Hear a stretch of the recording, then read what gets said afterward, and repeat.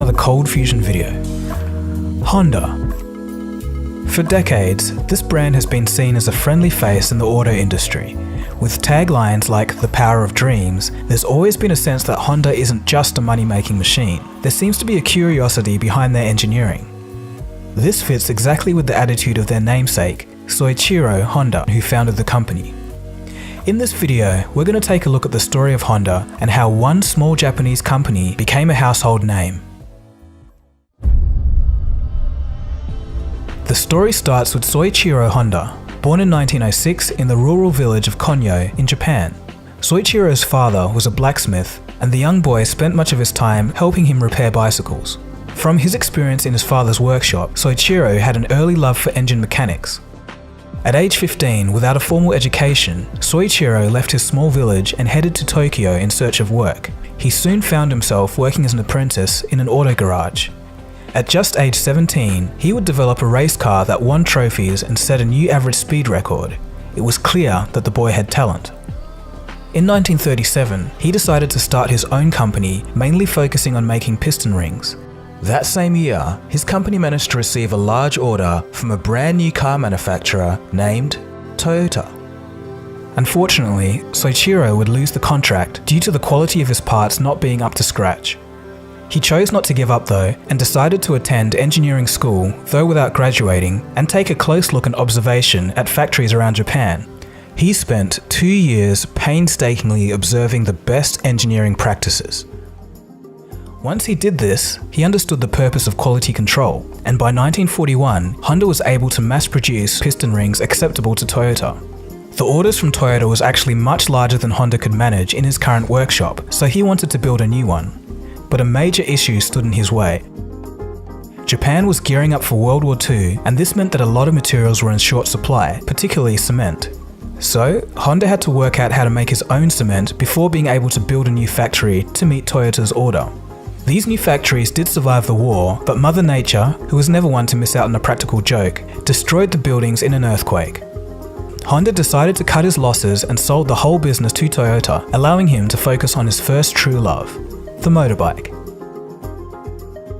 So while materials had been scarce before the war, now that the fighting was over, Honda and the people of Japan were faced with a shortage of petrol.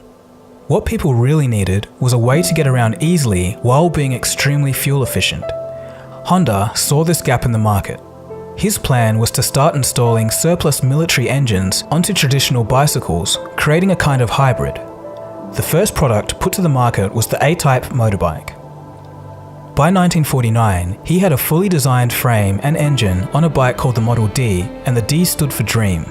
At this point, he joined forces with Takeo Fujisawa and created the Honda company as we know it today. Fujisawa brought capital, but more than money, he brought business and financial insight. Honda's fascination with mechanics led to an incredible redesign of the 4-stroke engine. With this new innovation, he managed to double the horsepower. This redesign helped Honda capture 15% of the Japanese motorcycle market within a few years. However, Soichiro didn't really care about that. For him, the breakthrough was that this engine could mean a lot for Honda's performance on the track, and soon the racing achievements easily matched those of the business. By the end of the 1950s, they had won every important prize you can think of all around the globe. Soichiro probably would have driven the machines himself if it hadn't been for a racing accident back in 1936, which seriously injured his left eye. Soichiro would later describe how he worked so hard in his cars that he would go a week without sleep just to perfect their problems. He stated that he saw the car as his child, and he as its mother. The push for success on the track led to many developments that could be put into future production machines. So naturally, you would think that Honda would build on this brand of a world-beating speed machine, but they did just the opposite. The company's main success was driven by the 1958 50cc Super Cub, which had been specifically designed to be a safe and simple runabout. They specifically wanted a product that included women and other individuals who otherwise wouldn't ride a motorcycle. This was to expand on the typical male customer base of the motorbike. The Super Cub bike needed to be easy enough to drive with just one hand so customers could carry their shopping or deliver a package. It was basically a bike for running errands, and it sold in huge numbers. Within just 2 years of its release, the Super Cub made Honda the biggest motorcycle manufacturer in Japan, and surprisingly, the Super Cub itself is still in production. Over 100 million have now been manufactured, making it the most produced motor vehicle in history. Honda, riding high on the Super Cub's popularity, thought it was time to look across the seas. They set up American Honda Company in 1959. Interestingly, Honda didn't rely on established distributors because they knew that they weren't going after the existing motorcycle market. They were going to create an entirely new one for people who previously thought motorcycles were dangerous. It was a complete reversal of the big macho image in the United States, thanks in part to celebrities like James Dean and Elvis. So to highlight this different approach by Honda, they sold their bikes in sporting goods stores, hobby shops, and even hardware stores instead of existing bike retailers. And their tagline really hit the point home. It was, "You meet the nicest people on a Honda." And it worked. Within a year, almost 50% of the bikes sold on American soil were from Honda. Maybe this shows the enduring power of advertising, but if we're honest, it probably has more to do with the fact that they were selling a lighter bike with double the horsepower at well under a quarter of the price of American-made machines. From 1960 to 1965, the revenue of Honda's American branch went from $500,000 to almost $80 million. During this period, the firm was producing 100 bikes per month, while other major bike manufacturers were only managing 15,000 a year.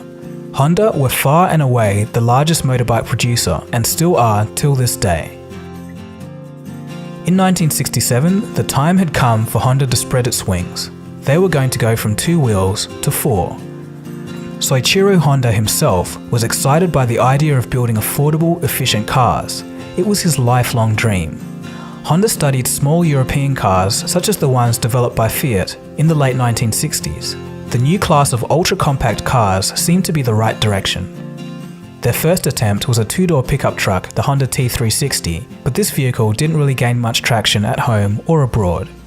But as fate would have it, the mood of the world was changing and changing in Honda's favour. As a result of social change in the 1960s, the early 70s saw a growth of the environmental movement. There was now a growing dissatisfaction in regards to the air quality in major US cities. This spawned the Clean Air Act of 1970, where all manufacturers were to comply with new strict regulations on vehicle emissions. In a rather telling moment, the 3 largest auto manufacturers in the United States testified to Congress, adamant that these new rules were impossible to achieve. To the shock of everyone, a representative from Honda said that it could be done. As a result, the Americans did take on the challenge, but it was done as more of an afterthought. They put something called a catalytic converter in their cars to clean up the air after it had been combusted in the engine. Honda, on the other hand, tried a different approach. They built a totally new, revolutionary engine from the ground up that passed the emissions tests right off the bat. This revolutionary engine was called a Compound Vortex Controlled Combustion Engine, or CVCC for short. The very first car to use this engine would be a smash hit. It would be launched in 1973, and its name was the Honda Civic. Some of the new cars tend to be choosy when it comes to fuel. Unleaded, please. Unleaded. First time I ever run out. Diesel, follow that truck. Hondas are different. All Honda engines operate without a catalytic converter, so you can use either regular or unleaded gas. Fill her up. Yes. Which one, ma'am? You rush me, young man. If you own a Honda, you can be the one who's choosy. Honda, we make it simple. By this time, gas prices in the United States were high, and the Civic was light on fuel and reliable. It was the perfect car at the perfect time. Car buyers were spreading the word that this new little Japanese company called Honda built reliable cars, and soon they were selling 10,000 Civics per month.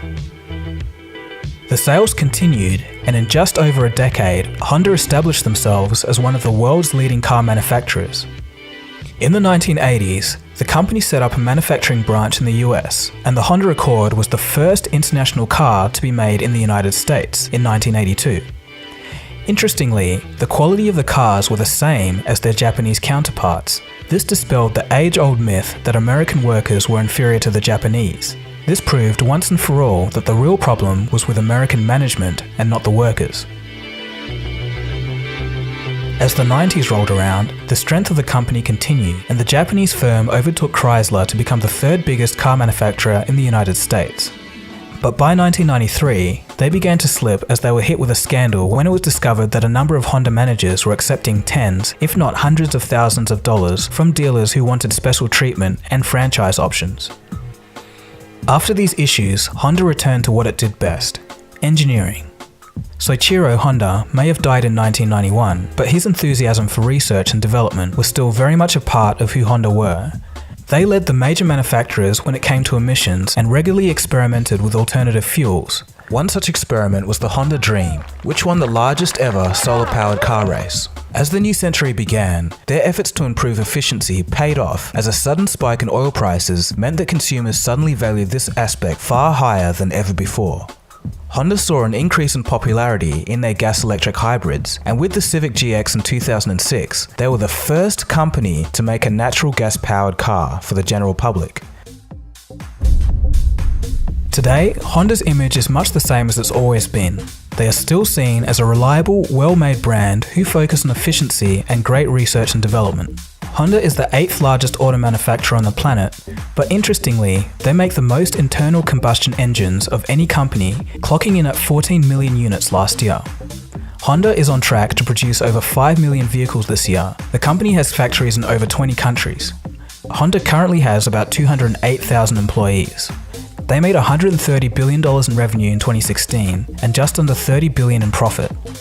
Just for comparison, the top two, Volkswagen and Toyota, both had revenues of $250 billion and $45 billion respectively. Although struggling in their local markets, as they have been for a while, Honda's future may in part be seen in partnerships like the one they have with General Motors, where they're working on creating a fuel cell to be released into the market in 2020.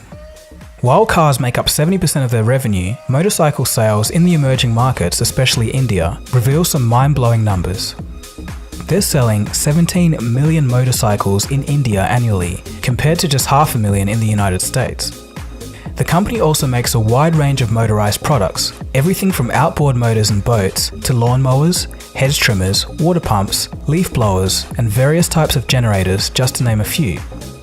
Honda has built 57 of their only aircraft, a jet called the HA420, which currently costs $4.5 million per unit. Probably one of their most well-known, but still interesting side projects is the famous ASIMO robot, which stands for Advanced Step in Innovative Mobility. The robot is part of Honda's Research and Development Robotics program, which started back in 1986, but they've come a long way since then. And yes, although ASIMO still may struggle with stairs, it's still an interesting project for Honda to have. Honda's newer robots include a multi-purpose utility robot, an emotional companion, and a robot that serves as the wheelchair reimagined. Honda believes that robots should understand human needs and improve lives. Alright, so we're almost at the end of the video, but before we wrap up, let's look at 4 interesting facts about Honda. Number 4. In the world of motorsports, Honda has the greatest number of victories in all disciplines. Using their racing engineer knowledge, Honda set to work on building a reliable mid-engine sports car. The result was the Honda NSX, released in 1990. It was a stunning car that went head-to-head with the likes of Ferrari and Porsche. The new NSX, released in 2016, has 3 electric motors and a 3.5-litre V6 turbo with a combined power output of 573 horsepower. This power is put through a 9-speed transmission that propels the car from 0 to 100 km an hour in 2.9 seconds. Not bad for a Honda. Number 3. In 1981, the Honda Accord was the first car to have an onboard navigation system. It wasn't a GPS like we have today, but a series of manual maps with an onboard gyroscope to calculate the car's position. Number 2. The VTEC, or Variable Valve Timing and Lift Electric Control, is a system developed by Honda which results in high performance at high RPM and lower fuel consumption at low RPM.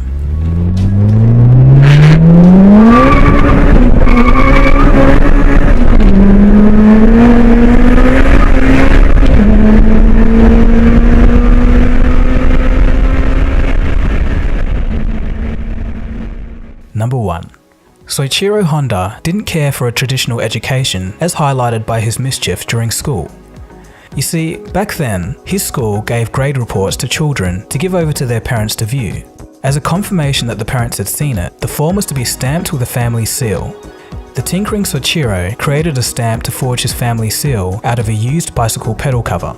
He even made stamps for other children, but ended up getting busted in doing so. Honda has been quoted as saying, "I don't give a damn about a diploma, what I want is the knowledge." He also has a couple of other good quotes. For example, the explanation of a Japanese proverb. It goes, "Raise the sail with your stronger hand." And this means, go after the opportunities in life that you are best equipped to do. He also said, "I'd sooner die than imitate people. That's why we work so hard, because we don't imitate." And another one, "Success is 99% failure." And I think this last one's pretty good. When I take stock of life, I realize how important personal contact is and how much more they are worth than innovation of machines, because people open up thousands of experiences which we would otherwise be unable to understand. So there you have it. That's a bit about the history, size, and some facts about the Honda Motor Company. For me, it's interesting to think that Soichiro Honda's ingenuity from a young age and passion for quality carried through with the company for the better part of a century. Even when some of the biggest auto manufacturers in the world said that the environmental regulations put upon them by the government was impossible, little Honda proved them all wrong through straight engineering. And I think that's pretty cool. But anyway, let me know what you guys think in the comment section below. If you've just stumbled across this channel, feel free to subscribe. This has been Dagogo, you've been watching Cold Fusion, and until next time, I'll catch you again soon for the next video. Cheers guys, have a good one.